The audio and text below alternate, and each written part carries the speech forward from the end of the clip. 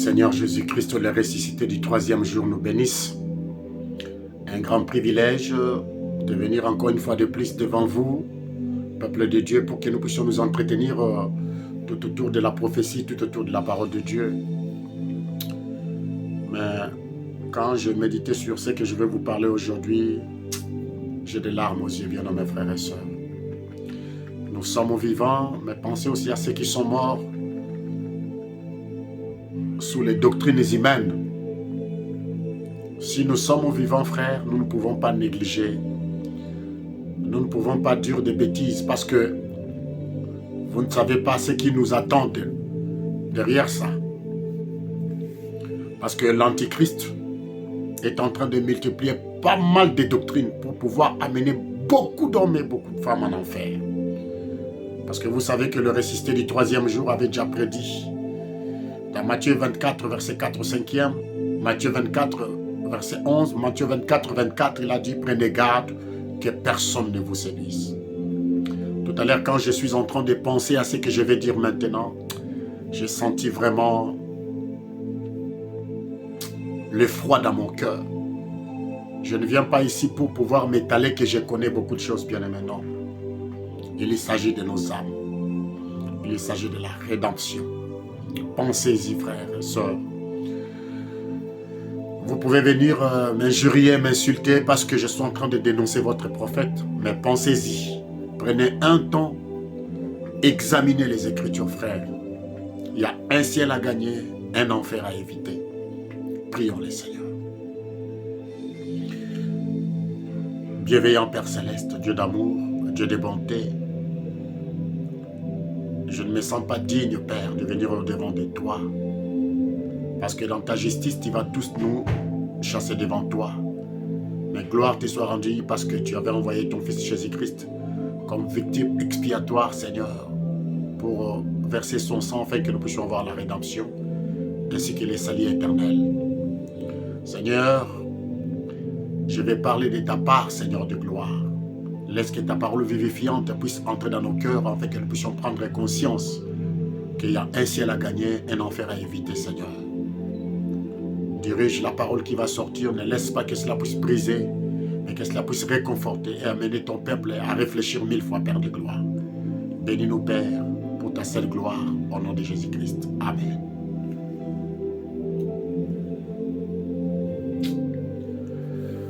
Bien-aimés frères et sœurs, c'est très dangereux de tomber dans des doctrines humaines, que de tomber. J'aimerais partager quelque chose dans le livre d'Apocalypse, chapitre 10, verset 7. Un verset qui est pris à tort par nos bien-aimés frères branhamistes. Je vais prendre des Écritures. Apocalypse, chapitre 10, verset 7. Et nous allons prendre aussi Apocalypse chapitre 13, verset 18. Écoutez. Mais qu'au jour de la voix du septième ange, quand il sonnerait de la trompette, le mystère de Dieu s'accomplirait comme il a annoncé à ses serviteurs le prophète. Apocalypse chapitre 13, verset 18.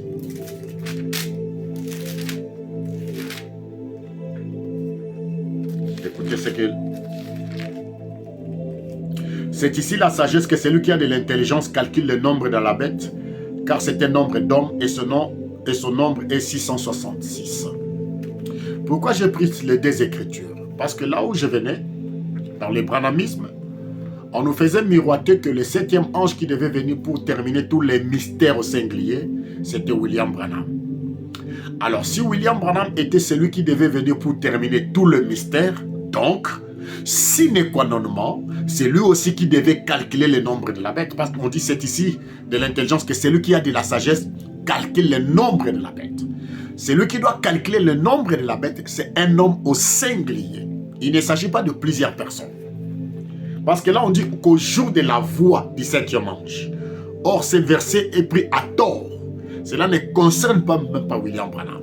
Parce que d'après la répartition d'Apocalypse, du premier chapitre au 22e chapitre, William Branham dit ceci: l'Apocalypse est subdivisé en 3 parties. Du premier jusqu'au 3e, ça parle de l'Église. Du 4e, l'Église est montée. Du 4e jusqu'au 19e, on parle d'Israël, et le 19e, c'est le retour de l'épouse.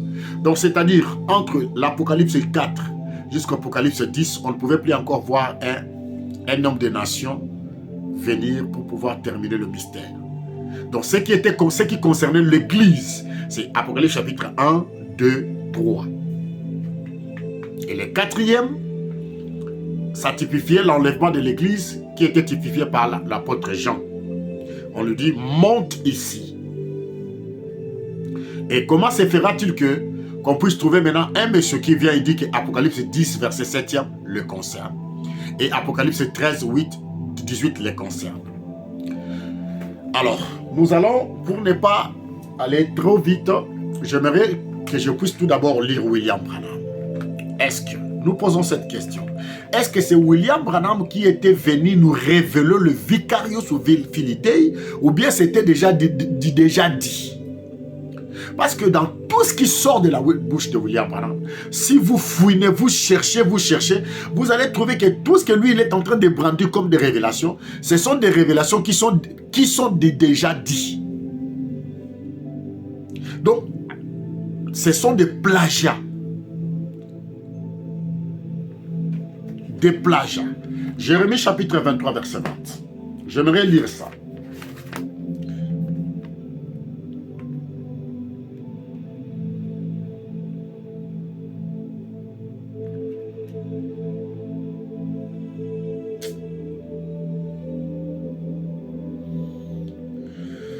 Jérémie chapitre 23, verset 18. Qui donc a assisté au conseil de l'Éternel pour écouter sa parole? Qui a prêté l'oreille à sa parole? Qui l'a entendu? Voici la tempête de l'Éternel, la fureur éclate, l'orage se précipite. Ils font sur la tête de méchants. La colère de l'Éternel ne se calmera pas jusqu'à ce qu'il ait accompli, exécuté les desseins de son cœur.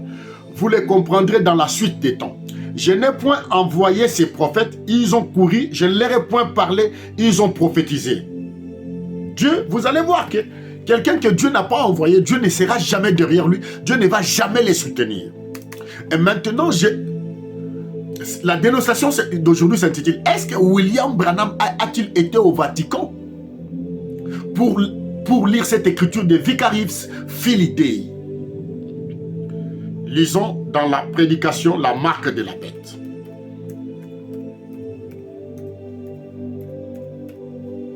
Prêché en 1953. La marque de la bête prêché le 15. La marque de la bête prêché le... Attendez, je vais prendre ça.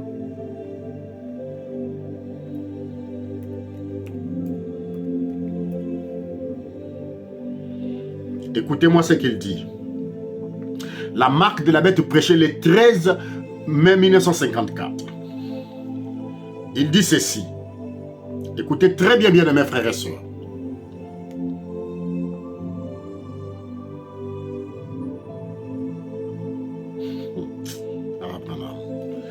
Paragraphe 270. Et au-dessus de la cité du Vatican, n'allez pas me dire maintenant, j'ai les réalités de notre foi. Vous voyez, au-dessus du Vatican. Et le pape se tient en tant que vicaire du Fils de Dieu. J'ai des amis catholiques assis ici même, qui étaient catholiques avant, assis ici, et qui savent que c'est la vérité. Ma famille, peut-être avant moi, était des catholiques aussi. 272. Regardez bien, c'est le nombre d'hommes. Et au-dessus du pape à Rome, il est écrit Vicarius Filii. C'est écrit en lettres romaines. Écrivez-le vous-même demain. Voilà, il veut continuer. Je donne encore une autre citation. Je vais courir vite parce que je vais donner des éléments. Dans la prédication, les 70 mains de Daniel. Remarquez que William Branham, là, il donne le 13 mai 1954. C'est-à-dire, avant de continuer, je vais vous donner une chose. Parce que je ne me rien qui est pas frère. Parce que j'ai senti, frère, je ne parle pas simplement pour parler. Je vais amener quelqu'un à comprendre qu'il s'agit de la farce. Il s'agit de la séduction. De 1939 jusqu'à 1958, notez ça, vérifiez. Vous allez comprendre pourquoi j'ai pris les 3 papes. De 1939 à 1958. C'est-à-dire qu'à l'intermédiaire, là, Branham a prêché la marque de la bête en 1954. C'est-à-dire, Le pape qui était à son époque, à l'époque de William Branham, s'appelait le pape Pie XII. Il avait fait 19 ans de pontification. Donc de 1939 à 1958, c'était le pape Pie XII. Pie XII va mourir et en 1958 jusqu'à 1963, c'était le pape Jean 23. Et Jean 23 va mourir encore en 63. Et de 1963 à 1979, ça sera pape Paul VI. C'est-à-dire qu'à l'intermédiaire de ces trois papes-là, il faudrait que un branhamiste qui est censé, qui a vraiment la tête sur les deux épaules, nous amène des photos de Branham au Vatican avec le pape nommé ici. Donc entre 1939 jusqu'à 1963, qu'on nous apporte les photos de William Branham au Vatican, soit avec le pape Pie XII, soit avec le pape Jean 23, soit avec le pape VI. Mais comme on a commencé en le 13 mai 1954, donc ça serait le pape Pie XII. D'accord? Donc Pie XII a commencé à régner de 1939 jusqu'à 1958.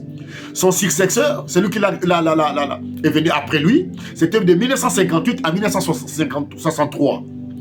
Pape Jean 23. Et de 1963 à 1978, c'était pape Paul VI. D'accord? Je sais pourquoi j'ai dit ça, parce que je lance un défi.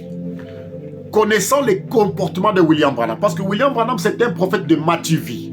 Partout où il est passé, il laisse toujours des traces, il avait toujours eu des photos. Quand il est venu ici en France, dans la voie de la guérison, dans son magazine, il a toujours brandi ça. Quand vous regardez allez-y dans toutes les photos de William Branham, partout où il est passé, il a toujours laissé des traces. Ça, c'est un défi majeur que j'ai toujours lancé aux branhamistes. Parce que moi-même, je suis allé à Rome. J'ai traversé Rome. J'ai vu cette cité-là, frère. On ne peut pas nous mentir. Mentir, ce n'est pas le fruit de Dieu. 70 semaines de Daniel, prêché en 1963. Page 124, paragraphe 184. Frère, y a-t-il une personne sur terre ailleurs qu'au Vatican qui fasse ça ou ça? Maintenant, on pourrait prendre ici dans Apocalypse chapitre 13 et vous montrer que cet homme est assis sur une ville. Dans une ville et que cette ville se trouve sur 7 collines. Le nombre de la bête, c'est 666, écrit dans l'alphabet latin, l'alphabet romain, 666. C'est Vicarius Filii Dei. Vous voyez? Là, c'est Vicarius Filii Dei. Ce qui veut dire à la place du Fils de Dieu sur le trône d'un pape. Et son siège, il a une triple couronne. Et cette couronne, je l'ai vue de mes yeux. Branham dit, je l'ai vue de mes yeux. C'est-à-dire qu'il était au Vatican. Donc, c'est-à-dire qu'il était au sein du Vatican. Pour voir cette couronne-là, frère, il y a beaucoup de chambres. C'est-à-dire que Branham a dû traverser le Vatican. Donc, il avait signé certains protocoles pour y entrer. On ne pénètre pas dans le Vatican pour pénétrer. Oui, à l'extérieur du Vatican, tout le monde peut être là où il y a la basilique Saint-Pierre. Oui, mais pour pénétrer dans l'enceinte du Vatican, il y a un protocole. Et quand on vous reçoit, c'est l'accord papal. On vous reçoit, vous vous mettez dans la salle d'attente, on vous amène là où vous voulez. Branham dit, je l'ai vu de mes propres... Frère, nous sommes au 21e siècle, on ne peut pas nous berner. Ah oui, il faut qu'il y ait un protocole pour qu'on vous accepte d'entrer là où il y a les tiares, là où il y a les trônes du pontife. Il dit, je l'ai vu de mes yeux. Elle n'était pas plus loin de moi que ma main de mon visage, comme ça. J'ai vu la tiare du pape là-bas au Vatican, de mes yeux. J'étais là, je l'ai regardé pour être bien sûr de ce que j'avance. L'adversaire qui s'élève au-dessus de ce qu'on appelle Dieu, de tous les hommes aux pieds. C'est lui le plus saint de tous. Branham dit, je le vis de mes yeux. Il dit, je le vis de mes yeux pour que je sois sûr qu'il s'agit de ça. Deuxième écriture. Parce que quand j'ai parlé avec un bien-nommé qui est le frère Dominique à Côte d'Ivoire, il dit non, Branham n'a jamais été au Vatican, il n'a jamais été récit. Je dis regarde, les gens qui ne savent pas, il faut lire le message de votre prophète pour comprendre que cet homme-là, c'était un farceur. Dans la prédication, le premier sceau, page 171, paragraphe 343 jusqu'à 346. Je suis allé au Vatican. J'ai vu la triple couronne. Je devais être reçu en audience auprès du pape.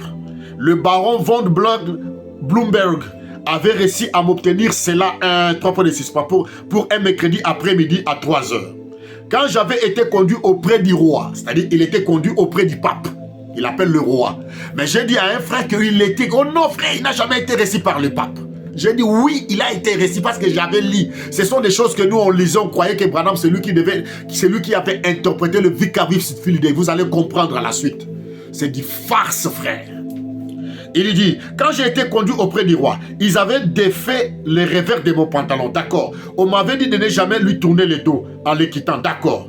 Mais j'ai dit, qu'est-ce qu'il faut que je fasse devant ces personnages-là? On m'a dit, paragraphe 345, vous n'avez qu'à entrer, fléchir les genoux devant lui et lui baiser les doigts. J'ai dit, pas question, non messieurs. J'ai dit, je suis prêt à appeler frère n'importe quel homme qui veut être appelé frère, qui veut être un frère. Je suis prêt à l'appeler révérend s'il veut qu'on lui donne ce titre. Mais pour ce qui est d'adorer un homme, ça s'est réservé exclusivement à Jésus-Christ. Vous voyez? Non, messieurs, je ne baiserai pas la main d'aucun homme comme ça. Alors, je ne l'ai pas fait. Mais, écoutez, j'ai quand même pu traverser les Vaticans d'un bout à l'autre. Oh, vous n'arriverez pas à l'acheter pour 100 milliards de dollars. Il a pu traverser les Vaticans. C'est-à-dire qu'il est arrivé jusqu'à là où il y avait le tiers. Il dit même sur le tiers là était écrit Vicarius Filidei parce que le temps me manque, il y a beaucoup de citations. Frère, regardez-moi ça. Un jour, on faisait un débat avec deux frères. J'avais brandi des écritures pour dire que William Branham devait mettre le fin à tous les mystères. Le frère Pitchell s'était moqué de moi. Je cite son nom, il dit frère. Il dit frère Méchat, tu aimes beaucoup le message. Va vérifier. Bien-aimés frères et sœurs, l'apôtre Paul dit dans 1 Thessaloniciens chapitre 2 verset 3, notre prédication ne se réside jamais sur l'erreur, sur les motifs impurs et sur la fraude.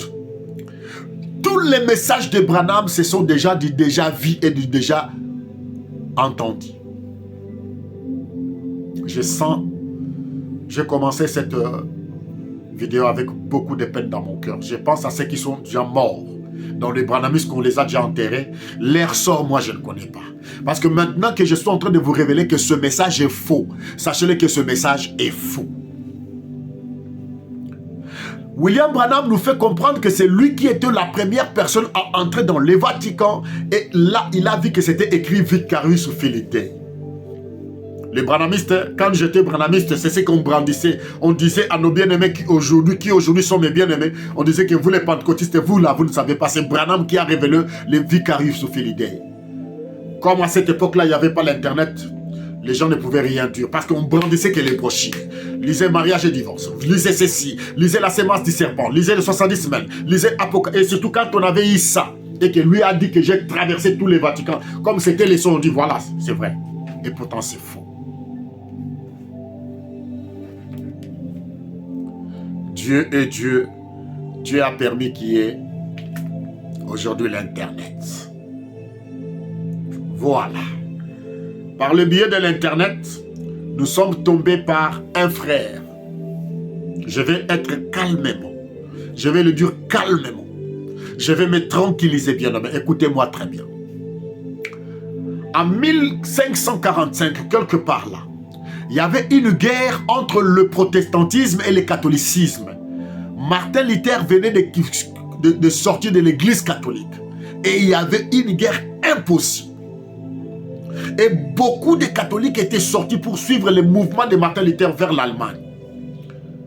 Et vers les années 1556, il y aura quelqu'un, parce que je n'ai pas le temps d'aller prendre dans ma bibliothèque le livre de ce monsieur-là, il y a eu ce qu'on appelle Ignace de Loyola. Il habitait la France. Il est espagnol.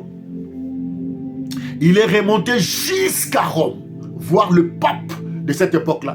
Il lui a demandé la permission de créer, de fonder la plus grande société secrète que le monde n'ait jamais connue, qu'on appelle les Jésuites. On lui a donné le feu vert, il a fondé les Jésuites. Et ils ont commencé à maltraiter le protestantisme.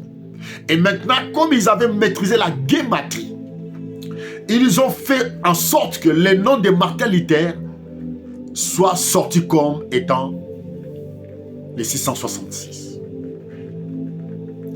Alors, il y avait aussi un autre protestant qui était sorti, qui était l'ami de Martin Luther. Il dit non, nous ne pouvons pas baisser les bras.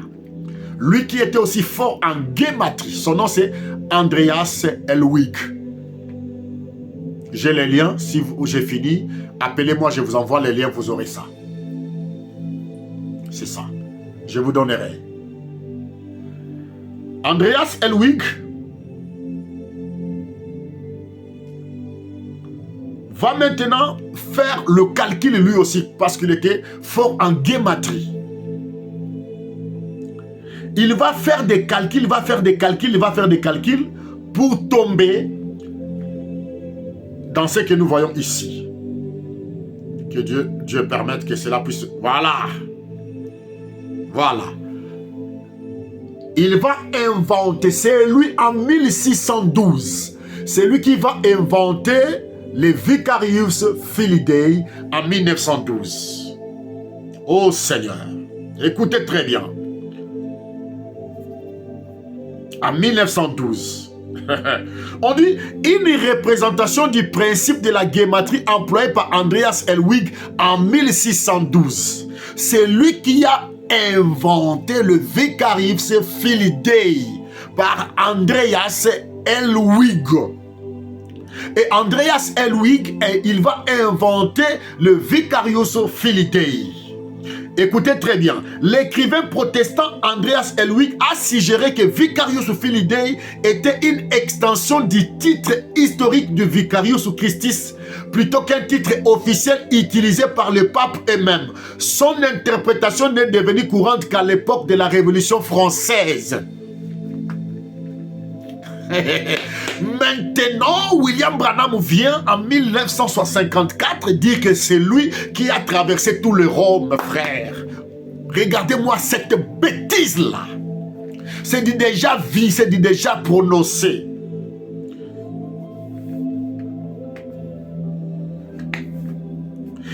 Et si vous lisez très loin là, on dit même que, écoutez, l'origine d'une polémique. C'était l'origine d'une polémique. Vous voyez, l'origine d'une polémique. C'était, oh mon Dieu, mon roi. Oh non. Oh non, je ne peux pas perdre ça. Écoutez, le plus ancien témoignage existant d'un écrivain protestant sur ce sujet est celui du professeur Andreas Elwig en 1612. Dans son ouvrage Antichristus Romanus, il prit 15 titres en hébreu, grec et latin et calcula leur équivalent numérique en utilisant le principe de isosphécie dans ces langues arrivant au nombre de 666 mentionnés dans le livre d'Apocalypse 13. Est-ce que vous comprenez bien, mes frères et sœurs, que nous avons de l'imposture de Branham? Lui, il vient en 1954, en 1956, en 1963, il va prêcher ça. Déjà, c'était déjà dit. Il va nous dire que c'est lui qui avait de l'intelligence. Or, c'était l'origine des polémiques que je vous ai dit. Quand, en 1945-55, Martin Luther était sorti, où il avait brandi les 499 histoires qu'il avait trouvées contre l'église catholique. Il avait mis ça sur la porte de cathédrale. Et il y a eu maintenant la guerre farouche entre l'église catholique et contre l'église protestante. Vous écoutez bien, mes frères et sœurs. Voilà pourquoi je suis en train de lancer ces défis.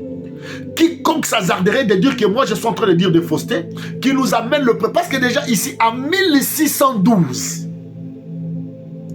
17e siècle, Mais au 20e siècle, un homme vient dire que non, lui a traversé tous les Vaticans, il a dit. Frère, il n'y a aucune inscription sur les tiers des papes qui écrit Vicarius Filii. Même sur la chaise des papes, ça n'existe pas. Nous sommes au 21e siècle. Tapez dans le Google, vous ne le trouverez jamais. Demandez dans tous les protocoles des Vaticans. Demandez si William Branham a été récit là-bas. Le mensonge.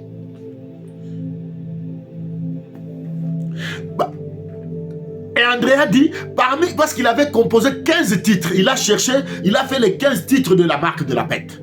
Mais parmi tous les 15 titres, il préféra Dingue, Vicarius Filii, parce qu'il remplissait toutes les conditions que le cardinal Bellarmine avait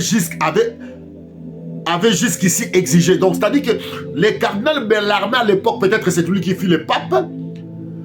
Donc, quand Andreas Elwig a inventé le Vicarius Filii, il a compris que le Vicarius Filii correspondait à ce cardinal Bellarmine.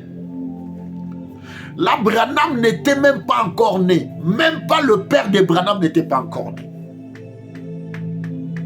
Mais cet homme ici, il va nous dire, j'ai traversé tout Rome, tout Vatican. Écoutez, il dit, mais j'ai quand même pu traverser le Vatican d'un bout à l'autre.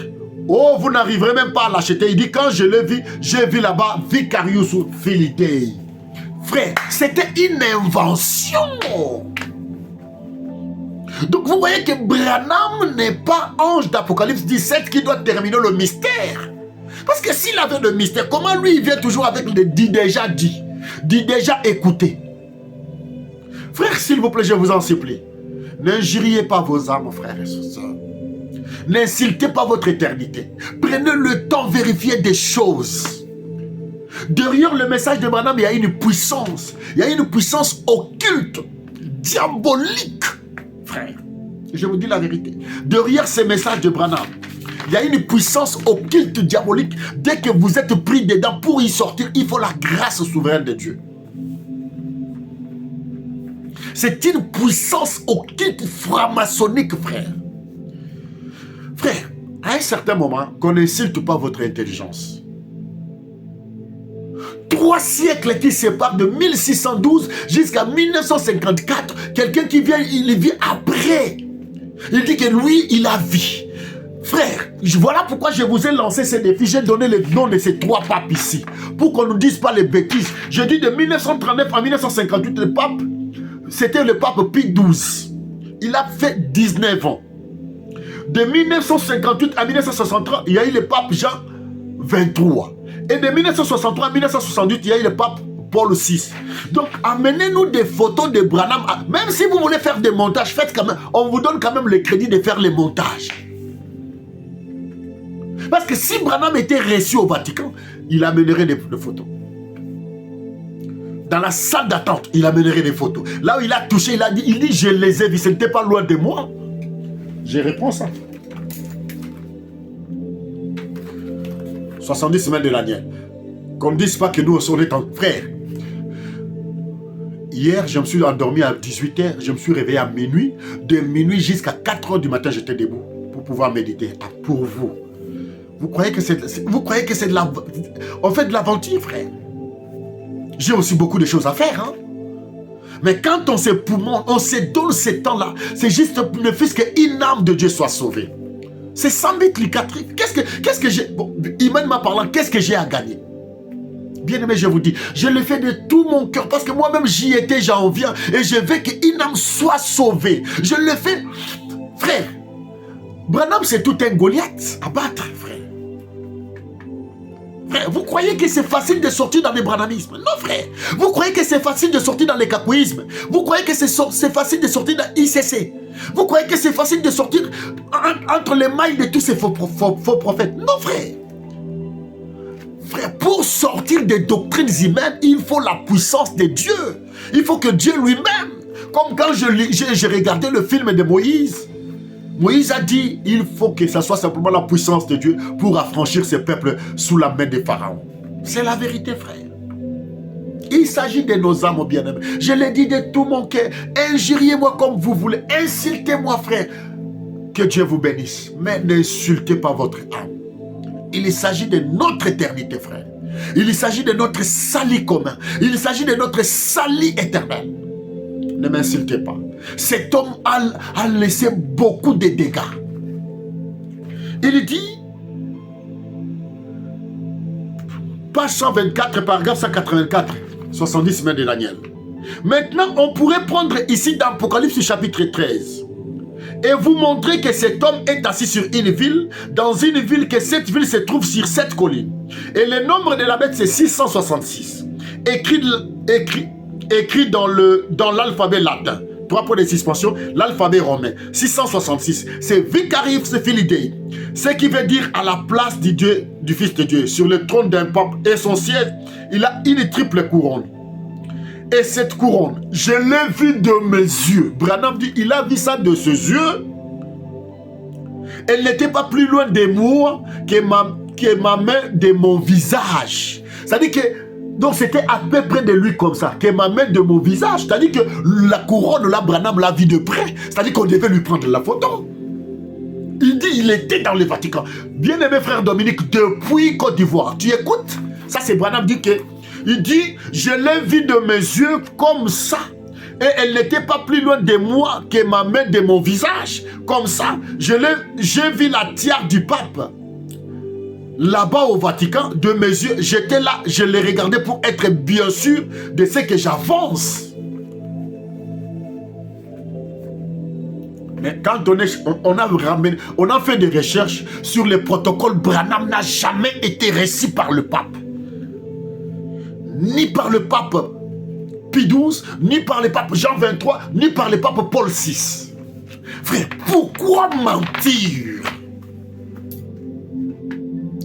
Moi, je vous dis que quand je fais des recherches, je fais des recherches approfondies. Les 3 papes sont là de 1939 à 1958. Branham, entre 1939 et 1958, Branham a prêché la marque de la bête le 13 mai 1954. C'est-à-dire que ce pape Pie XII était déjà en fonction. Donc quand il a prêché ça, c'est-à-dire qu'il était déjà parti. Ou soit il est parti entre 1958 et 1963. Il y avait le pape Jean XXIII, qu'on nous amène aussi une photo où Branham a croisé Jean XXIII au Vatican, ou soit Pie XII au Vatican, ou soit Paul VI au Vatican, entre 63 et 78.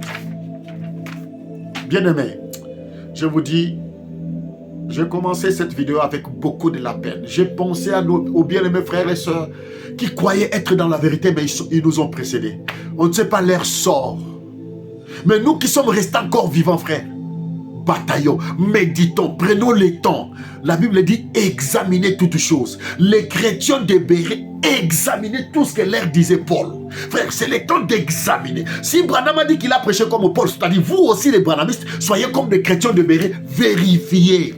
Entrez dans l'internet, c'est le temps de vérifier. Acte 17. Oh non, non frère, c'est une puissance diabolico-satanique qui imprègne les gens de ne plus ramener Branham dans la Bible. Qui il est qu'on ne puisse pas les ramener dans la Bible? Si Paul on les vérifie, à combien plus forte Branham? Parce que Paul c'était apôtre authentique venant du ciel.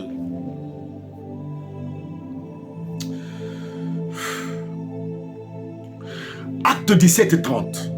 Acte plutôt 17, verset 10. Aussitôt les frères firent partir de nuit Paul et Silas pour Béret. Lorsqu'ils furent arrivés, ils entraient dans la synagogue des Juifs. Ces Juifs avaient des sentiments plus nobles que ceux des Thessaloniciens. Ils reçurent la parole avec beaucoup d'empressement. Ils examinaient chaque jour les Écritures pour voir si ce qu'on leur disait était exact. Frère, prenez le net, prenez le dictionnaire, entrez dans Google, tapez, cherchez, demandez même à la voix de Dieu qu'on vous envoie les photos de Branham à l'intérieur du Vatican. Moi, je reviendrai, je vous demanderai pardon. Je lève ma main. Un défi de taille. Qu'on vous montre où Branham était là, au sein du Vatican. Si vous avez le temps, allez même dans des congrégations des églises catholiques partout. Ils ont tout. Je suis en France, frère. J'ai été à Rome. Je ne mens pas. J'ai traversé Rome. Frère, quand je lance ces défis, il y aura un silence radio motus. Je vous dis un silence radio. Branham n'a jamais été là-bas. Ce n'est pas Branham qui a révélé le... Même le vicarius Philadelphie, il a frère. Même toi, prédicateur qui prêche, non, c'est une révélation. C'était le problème de polémique. C'était la guématrie. C'était la guématrie. Parce que c'était une période de guerre, de la guématrie. L'Église catholique a fait voir aux gens que c'était lui qui était l'autre. C'était Martin Luther qui était le 666. Son ami dit, on ne peut pas lâcher prise. Il crée Andreas Elwig. Si vous voulez, je vous donne... Demandez-moi le lien, je vous donne. Tapez même en Google Andreas Elwig. Vous allez voir, frère. Ou toi, tu tapez qui a inventé le vicarius Philadelphie. Vous allez voir, tout ça va sortir, frère. En 1612, en 1800, Utah Smith, parce que je manque le temps, on explique même que Utah Smith, des adventistes du 7e jour, lui aussi en a parlé. Puis en 1917, Charles Taizé a pris aussi ça. Il en a expliqué. Déjà 3 personnes en avance. Mais l'inventaire, c'était Andreas Elwig. En 1818, Utah Smith des adventistes du 7e jour a pris ça. Et en 1919, avant même la naissance de Branham, Charles Russell Taizé en a parlé. Alors c'est dit déjà vie. Branhamiste, Branham n'a pas un message approprié pour nous apporter. Je vous dis, si vous enlevez les 70 semaines de Daniel chez les adventistes du 7e jour, il a lu, lui-même il est dit. Il est dit, attendez, il est dit lui-même. Il est dit, attends. Il a lu les gens bien-aimés. Écoutez, pour vous dire que frère, un vrai prophète ne pouvait pas venir. Parce que moi, quand j'avais cru le message de Branham, on nous a dit qu'il a dit des choses qu'on n'a jamais entendues. C'est ce qui m'avait dit, oui, je lui ai donné foi. Vous savez qu'à cette époque-là, les années 80, il n'y avait pas encore l'Internet comme aujourd'hui. Frère, on copiait même des brochures. Nous, comme on avait un peu de l'avance en anglais, on lisait des brochures déjà en anglais. Mais aujourd'hui, gloire à Dieu, l'Internet est venu nous rendre un boulot si facile, mais vous ne voulez pas vérifier. Vous dites qu'on est en train de vous mentir. Vous nous ingériez, frère. Frère, moi, vous n'êtes pas mes ennemis. Je n'aimerais pas que vous puissiez traverser le Jourdain dans la condition du message du temps de la face. Écoutez, page 94, paragraphe 51. Écoutez ce que lui-même dit. Et alors, sans doute qu'au cours de ces âges, il y a eu des centaines et des centaines de personnes, des érudits, des hommes très doués, qui ont essayé d'expliquer ce que c'était ces 70 semaines. J'ai lu beaucoup de commentaires qu'ils ont écrits sur ce sujet. Je suis très reconnaissant à M. Smith, c'est-à-dire Utah Smith, et de l'église adventiste, pour son point de vue. Je suis reconnaissant au docteur Larkins, de son point de vue. Je suis reconnaissant à tous ces gens très érudits pour leur point de vue sur le sujet. Et de les lire, ça m'éclaire beaucoup. Donc votre prophète a été éclairé par des érudits. Il n'est pas un prophète. Daniel, pour comprendre la prophétie, il a lu la prophétie précédente de son prédécesseur. Il lisait le livre de Jérémie. Il n'a pas lu les autres, les érudits. Mais Branham, lui-même qui condamnait les théologiens, mais il lisait les théologiens pour comprendre. C'est-à-dire que quand vous enlevez les adventistes, quand vous enlevez Clarence, vous n'aurez pas les 70 semaines de Daniel, vous n'aurez pas les sceaux, vous n'aurez pas les âges de l'église. Parce que pour prêcher les âges de l'église, il a associé Charles Taizé et Clarence. Pour enseigner les 70 semaines de Daniel, il a associé Utah Smith, les adventistes du 7e jour, et Clarence. Pour prêcher les sceaux, il a associé Clarence et Charles Taizé. Maintenant, si vous enlevez tout ça, qu'est-ce que vous avez comme message? Vous allez dire que nos frères, on est en train d'injurer Branham. On n'injurie pas Branham. C'est Branham qui injurie votre gloire. C'est Branham qui injurie votre prédestiné. C'est Branham qui injurie votre vie éternelle. Les fausses doctrines sont là. Voilà pourquoi je vous dis, Branham n'a jamais été au Vatican. S'il était au Vatican, vous connaissez Branham, il allait amener beaucoup de photos. Un simple défi avec beaucoup d'amour, je vous dis la vérité, parce que j'ai senti, quand j'ai commencé à ça, j'ai senti vraiment que je vous porte dans mon cœur, mes bien-aimés frères branhamistes. Même si vous me haïssez, mais moi je vous aime. Dieu m'entend parler, je vous dis la vérité. J'ai senti, c'est comme si on m'a poignardé. Je vous dis la vérité, frère. Il y a un temps où on peut blaguer, mais quand il s'agit de l'âme, quand il s'agit de la vie éternelle, frère, prenez les temps. Tapez Andreas Elwig. Tapez qui a inventé les 666. Vous allez voir, vous allez pleurer, vous allez regretter. Cet homme nous a menti dans beaucoup de choses. Je vous avais demandé simplement une seule photo de William Branham sur la tombe de Mahomet. Jusqu'aujourd'hui, silence radio. Je vous ai demandé une seule citation de William Branham parlant sur la nuée de gloire. Votre fête que vous venez de fêter hier. Une seule citation entre le 28 février 1963 jusqu'au 30 mai 1963. Une seule citation, Branham a parlé de la nuée. Il n'y en a pas. Je vous ai demandé simplement une seule citation où Branham dansait dans les fameux sauts ici, où il a parlé de la nuée. Silence radio. Mais vous continuez à vous entêter. Ça prouve que, frère, nous aimons beaucoup nos pasteurs que le Seigneur Jésus-Christ. Au reste, que les ressuscités du troisième jour vous bénissent. Mais les défis d'État est là. Amenez-nous les photos. Amenez-nous, inventez même. Faites même le tripotage. Faites même faire asseoir Branham à côté d'un pape. Mais nous allons demander là-bas. Parce que nous cherchons à vous faire sortir du branhamisme. Pour que vous goûtiez combien est doux les ressuscités du troisième jour. Priez beaucoup, bien-aimés frères et sœurs, vous qui êtes restés là-bas. Ne nous haïssez pas. Sentez l'amour pour vous-même. Priez, cherchez la face du Seigneur. Priez, cherchez la face du Seigneur. Il est plus tard que vous le pensez. Il est plus tard que nous le pensons. Il y a un ciel à gagner, un enfer à éviter. Au reste, que les ressuscités du troisième jour vous bénissent. Shalom.